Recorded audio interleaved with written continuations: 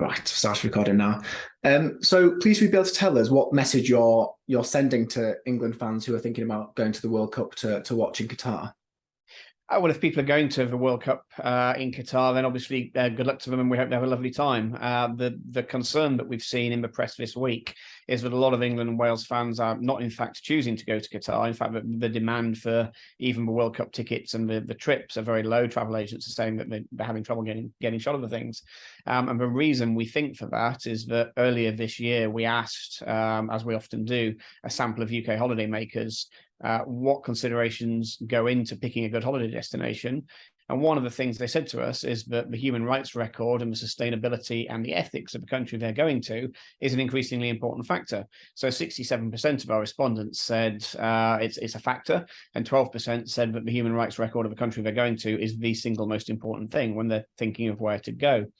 Off the back of that, we built a thing called the Good Trips Index, the Holiday Extras Good Trips Index. If you search for that on any search engine, it'll come up.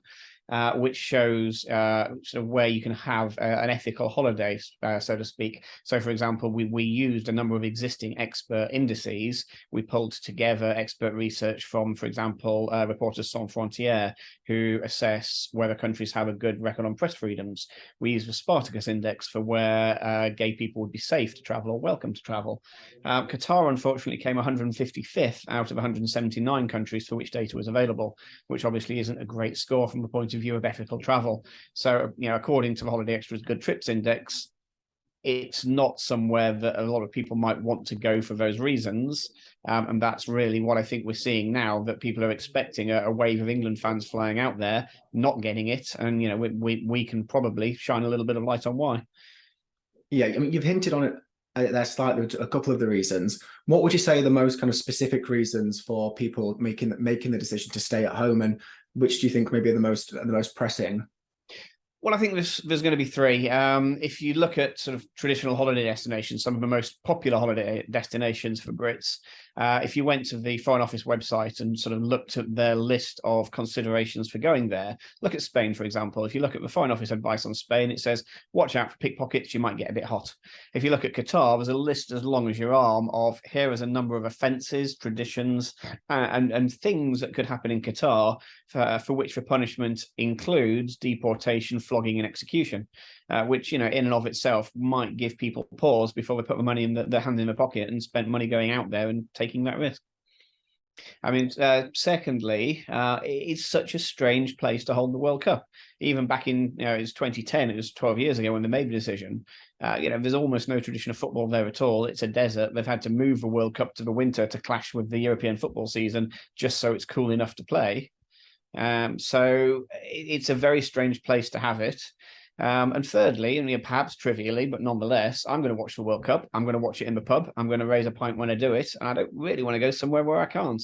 And I'm fairly sure a lot of England fans are going to feel the same way, that, holding it in a country which is by law dry and holds that very severely the case, it's going to put some people off as well.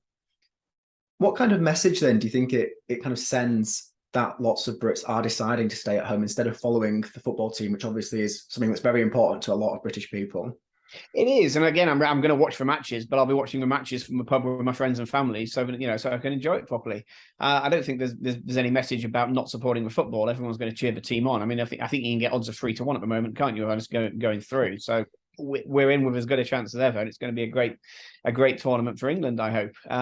But people are, voting with their feet and voting with their wallets and not going out to Qatar, possibly because, they're sensible of the dangers of doing so, and possibly because they just don't want to support a regime which has these, very poor records of workers' rights, gay rights, women's rights, press freedoms, etc.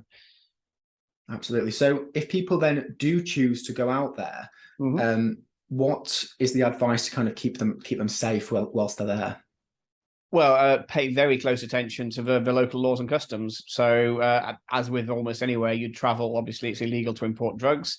But of course, the Qatari law treats it much more severely than most places. There's death penalty and flogging for being found with even trivial quantities of drugs.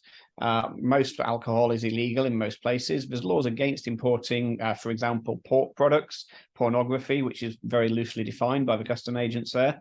And while you're there, there's very severe punishments as well for disorderly and drunken behaviour, immodest conduct, for any sort of extramarital relations, even amongst straight couples. And as I've said before, any sort of gay relationship is simply illegal in Qatar.